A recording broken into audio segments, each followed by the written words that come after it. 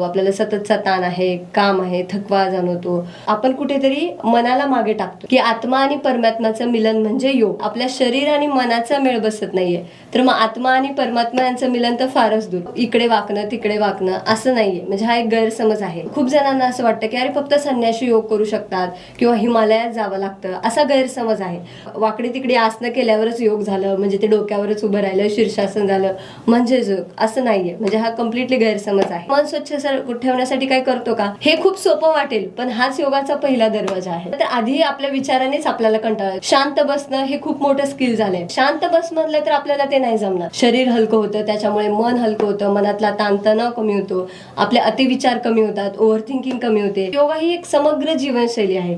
ती फक्त आसन आणि प्राणायाम यापुरती मर्यादित नाहीये. सुरुवातीची स्टेप हीच आहे की तुमच्याकडे एक प्रॉपर टाइम पाहिजे आणि योग्य मार्गदर्शन. की योगा ही स्पर्धा नाहीये, तर योगा हा आपल्याला स्वतःशी जोडण्याचा मार्ग आहे. मित्र हो, आयुष्य खूप सुंदर आहे. फक्त आपल्या आयुष्यामध्ये आपल्या शरीराला एखादी व्याधी नसावी आणि या पृथ्वीवर असा एखादाच माणूस सापडेल की ज्याच्या शरीराला कोणतीही व्याधी नाहीये. आपलं शरीर हे नश्वर आहे आणि या शरीराला व्याधी जोडणं हे त्रिकालाबाधित सत्य आहे.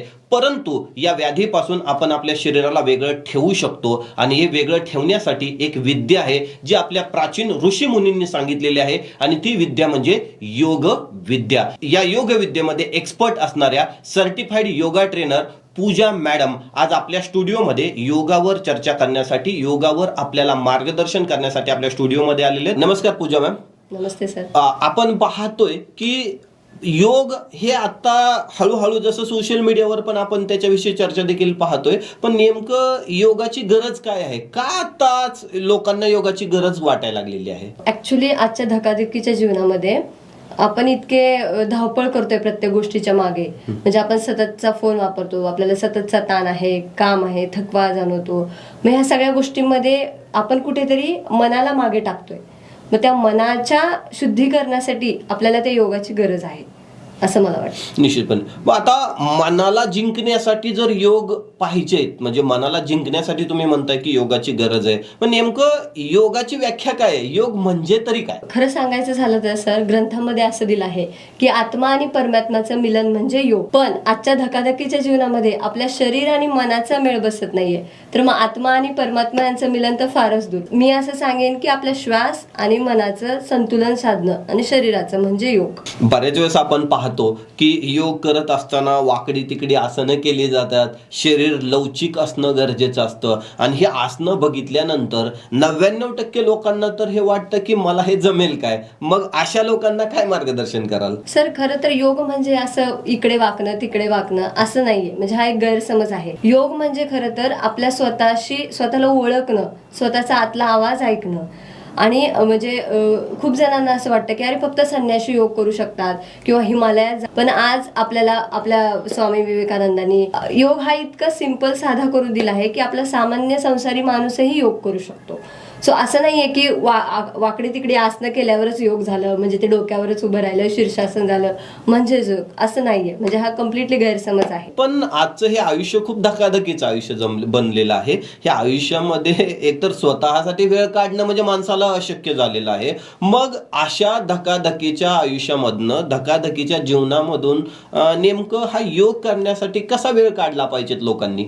सर मी या बाबतीत हे सांगू इच्छिते की आपण एक स्पेसिफिक रुटीन ठेवलं पाहिजे. म्हणजे जसं की आपण सकाळी उठल्यावर आंघोळ करतो, आपल्या शरीराला कशी आंघोळीची गरज आहे, म्हणजे आपण शरीर स्वच्छ ठेवण्यासाठी आंघोळ करतो, तर मग आपण मन स्वच्छ ठेवण्यासाठी काय करतो का? तर निश्चितच नाही. मग ते मन स्वच्छ करण्यासाठी आपण जसं सकाळी उठल्यानंतर आंघोळ करतो, मोबाईलला चार्जिंग लावतो, तसं योगा करण्यासाठी एक स्पेसिफिक टाइम ठेवला पाहिजे. म्हणजे तुम्ही असंही करू शकता की सकाळी 10-15 मिनिटं केली किंवा ऑफिसवरून आल्यानंतर इव्हिनिंगला 10-15 मिनिटं केली. म्हणजे सुरुवात तुम्ही अशी करू शकता. म्हणजे एक लक्षात येते की ह्या जो योग आहे ना, योगासाठी टाइम काढणं गरजेचं आहे. जसं की आपण आपल्या रोजच्या ज्या प्राथमिक क्रिया करण्यासाठी योग टाइम काढतो, तसाच आपण टाइम काढला पाहिजेत, हे निश्चितपणे आहे. पण ज्यावेळेस हा टाइम देखील काढला, हा टाइम देखील आहे, पण बऱ्याच लोकांना समजतच नाही की याची सुरुवात कशी करावी, कुठून सुरुवात करावी, नेमकं काय करावं.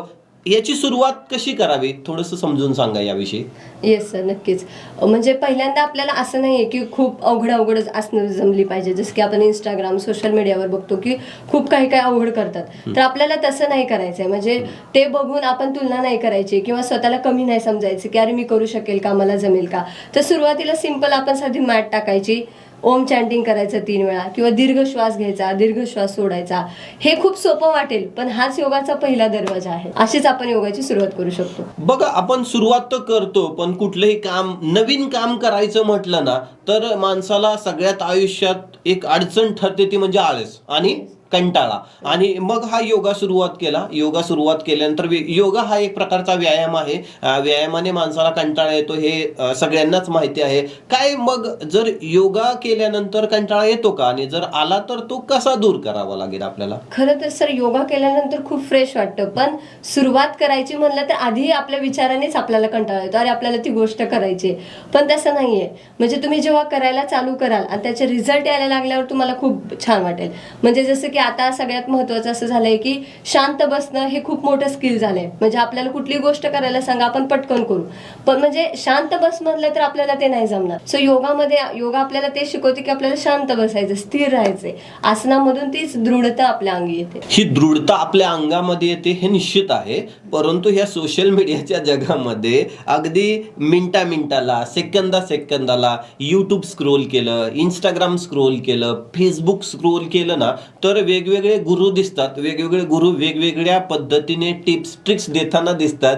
आता हे करत असताना प्रत्येकाच्या टिप्स ट्रिक्स बघितल्या तर त्या पाहिल्यानंतरच काही जणांना वाटतं नको बाबा, हे माझ्यासाठी नाहीये. मग नेमकं सोशल मीडियामधून जे योगाचे वेगवेगळे व्हिडिओज आपण पाहतो, त्या व्हिडिओचा आपल्या ह्या योगाच्या ह्याच्यावर कसा परिणाम करून घेतला पाहिजे, किंवा ते पाहिलं पाहिजेत का, की सोशल मीडिया पाहून योग केला पाहिजेत का, एखाद्या सर्टिफाईड योगा ट्रेनर किंवा प्रशिक्षकाकडून प्रशिक्षण घेऊन योगा केला पाहिजे? माझं असं म्हणणं आहे की सर, पर्सनली की एखाद्या प्रशिक्षकाकडूनच आपण शिकलं पाहिजे. सो जो प्रत्यक्ष शिक्षक असतो तो आपल्याला त्या पद्धतीने शिकवतो. म्हणजे आपल्याला काय जमतं, प्रत्येकाची बॉडी वेगळी असल्यामुळं कोण लवचिक असतं, कुणाचं शरीर लवकर वागतं, कुणाचं लवकर वागत नाही. सो ते ऑनलाईनमध्ये त्या लोकांना नाही ना समजत. जेव्हा तुम्ही पर्सनली कोणाचा तरी गायडन्स घेता, कोणाच्या तरी अंडर करतात, तर तो इफेक्ट तुम्हाला खूप चांगला जाणवतो. असं आहे. बऱ्याच वेळेस असं काय होतं का, की ह्या सोशल मीडियावर ज्या योगाच्या टिप्स ट्रिक्स दिल्या जातात आणि त्या टिप्स आणि ट्रिक्स उपयोग करून योगा करायला सुरुवात केली जाते आणि त्याच्यामुळे शरीरावर वेगवेगळे परिणाम होतात, काय यामधील सत्यता नेमकी कशी आहे? हो, नक्कीच सर. म्हणजे योग ही खरं तर एक मॅजिक आहे. म्हणजे चमत्कार आहे. जर तुम्ही तो योग्य म्हणजे इम्प्लिमेंट केला तर तुमचं पुनर्जन्म पण होतो. पण जर तुम्ही तो चुकीचा इम्प्लिमेंट केला तर नक्कीच तुमच्या म्हणजे व्याधी पण निर्माण होतात, म्हणजे विपरीत परिणाम पण होतात. त्यामुळे प्रॉपर मार्गदर्शन हे खूप गरजेचं आहे सर. म्हणजे प्रॉपर मार्गदर्शन करणं गरजेचं. प्रॉपर मार्गदर्शनासोबत जर एखाद्या व्यक्तीने नियमित योगा केला तर काय त्याच्या शरीरावर, मनावर काय परिणाम होऊ शकतात त्याचे? सर खूप भारी. म्हणजे योगाचे परिणाम एक्सलंट आहेत. जसं की शारीरिक फायदे तर खूप होतात, मानसिक होतात.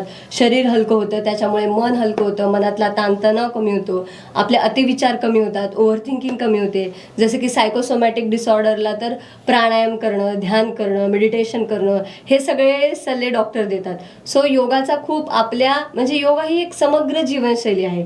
ती फक्त आसन आणि प्राणायाम यापुरती मर्यादित नाहीये, तर त्याचा पूर्ण आपल्या जीवनावरतीच खूप छान इफेक्ट होतो. म्हणजे असा माझा अनुभव आहे. निश्चितपणे. म्हणजे व्हिडिओच्या सुरुवातीलाच मी म्हणलंय की आयुष्य खूप सुंदर आहे. फक्त त्या आयुष्यामध्ये एखादी आपल्या शरीराला व्याधी नसावी आणि त्या व्याधीपासून दूर राहायचं असेल तर योगा करणं खूप गरजेचं आहे. परंतु हा योगा करत असताना अनेक जणांना कुठून योगा सुरू करायचा, हाऊ टू स्टार्ट हेच समजत नाहीये आणि पहिलं पाऊल काय टाकायचं याच्याविषयी ते अनभिज्ञ असतात आणि कुठंतरी सोशल मीडियावरून, कुठंतरी एखादं पुस्तक आणून, कुठंतरी एखादा व्हिडिओ बघून ते योगाला सुरुवात करतात आणि तो योगा त्यांचा काही तडीस जात नाही. मग असे काही लोक आहेत की ज्यांना योगा तर सुरुवात करायचा आहे, परंतु त्यांना हेच समजत नाहीये की पहिलं पाऊल काय टाकलं पाहिजे. तर अशा लोकांना काय सल्ला द्याल की योगा सुरुवात करत असताना तुमचं पहिलं पाऊल काय असावं? नक्कीच सर, मी प्रेक्षकांना असं सांगू इच्छिते की सगळ्यात पहिल्यांदा तर आपण टाइम ब्लॉक करायचा की ह्या टाइममध्ये फक्त मी ही गोष्ट करणार आहे. दुसरं असं की जर तुम्ही प्रॉपर मार्गदर्शकाच्या खाली केला तर त्यांचा गायडन्स तुम्हाला नक्कीच खूप फायदेशीर ठरू शकतो. म्हणजे मग त्याच्यामध्ये असं असतं की तुम्ही सुरुवातीला ओम चॅन्टिंगनी स्टार्टिंग करा, मग प्रार्थना, मग त्याच्यानंतर सूक्ष्म व्यायाम, वॉर्मअप, आपल्या बॉडीला थोडंसं ही गरम करायचं म्हणजे आपली बॉडी पुढे व्यायाम करण्यास, योगा करण्यास कार्यान्वित होते. मग अशा प्रकारे तुम्ही मग हळूहळू प्रगती करू शकता. पण सुरुवातीची स्टेप हीच आहे की तुमच्याकडे एक प्रॉपर टाइम पाहिजे आणि योग्य मार्गदर्शक. आज योग मार्गदर्शक, योगाच्या प्रशिक्षक पूजा मॅडम आपल्या स्टुडिओमध्ये आलेले आहेत आणि त्यांनी योगाची सुरुवात, योगाविषयी अगदी बेसिक काही गोष्टी असतात, बेसिक आपल्या काही बिलीफ सिस्टम असतात, आपल्या डोक्यातल्या काही कल्पना असतात ना, त्या कल्पनांना सत्यात उतरवलेलं आहे आणि त्याच्याविषयीची सत्यता आज आपल्याला या व्हिडिओच्या माध्यमातून करून दिलेले. इथून पुढच्या अनेक व्हिडिओमध्ये पूजा मॅडम यांच्याशी चर्चा करणार आहोत. ही संकल्पना अतिशय व्यापक पद्धतीने समजून घेणार आहोत. याच्यानंतरचे पुढचे काही व्हिडिओ निश्चितपणे तुम्हाला पाहायला मिळणार आहे. त्या व्हिडिओमध्ये योगाचे वेगवेगळी आसनं कुठली आहेत, योग आसनं कशी करायची, ते आसन केल्यानंतर काय नेमका फायदा होतो, आपला मेंदू, आपल्या मेंदूला चालना देण्यासाठी कोणती आसनं येतं, आपल्या शरीराला लवचिक बनवण्यासाठी नेमकी कोणती आसनं येतं, अशी वेगवेगळी आसनं आपण इथून पुढच्या व्हिडिओमध्ये निश्चितपणे पाहणार आहोत. तर हा जो पॉडकास्ट आहे, हा पॉडकास्ट आपण 3 टप्प्यामध्ये पूर्ण केला. त्यातला आजचा हा पहिला टप्पा होता मॅम, की पहिल्या टप्प्यामध्ये आज आपण आपल्या प्रेक्षकांना फक्त योगाची बेसिक संकल्पना आहे, ही बेसिक संकल्पना आपण समजून सांगितलेली आहे. जाता जाता हे जे नवीन योग शिकणारे जे काही साधक आहेत किंवा ज्यांना योगा शिकायचा आहे, त्यांच्यासाठी तुम्ही काय सल्ला द्याल? सर, मी त्यांना एकच सांगू इच्छिते की योगा ही स्पर्धा नाहीये, तर योगा हा आपल्याला स्वतःशी जोडण्याचा मार्ग आहे. सो आपण दिवसाच्या शेवटी असं म्हणतो ना की आज मी काय केलं माझ्यासाठी, तर मी त्यांना म्हणेल की आज मी माझ्यासाठी 10 मिनिटं तरी योगाने सुरुवात केली. एवढंच मी प्रेक्षकांना सांगू इच्छिते. धन्यवाद. म्हणजे लेट्स स्टार्ट, लेट्स बिगिन, हा फक्त ह्याच्यासाठी एक तुमचा चांगला सल्ला असेल. पूजा मॅम, तुम्ही आमच्या स्टुडिओमध्ये आला, आज आमच्या प्रेक्षकांशी खूप चांगल्या पद्धतीने संवाद साधला, तर आम्ही आभारी आहोत. आणि पूजा मॅडमचे योगाचे क्लासेस नियमित चालू असतात, ऑनलाईन आणि ऑफलाईन क्लासेस देखील यांच्याकडे उपलब्ध आहेत. त्यांचे नंबर्स आपण स्क्रीनवर दिलेले आहेत, त्या नंबरवर तुम्ही संपर्क साधा आणि त्यांचे योगा क्लास तुम्ही जॉईन करू शकता. भेटूया पुढच्या व्हिडिओमध्ये, ज्या व्हिडिओमध्ये आपल्याला योगासनं डिटेलमध्ये पाहायचे आहेत.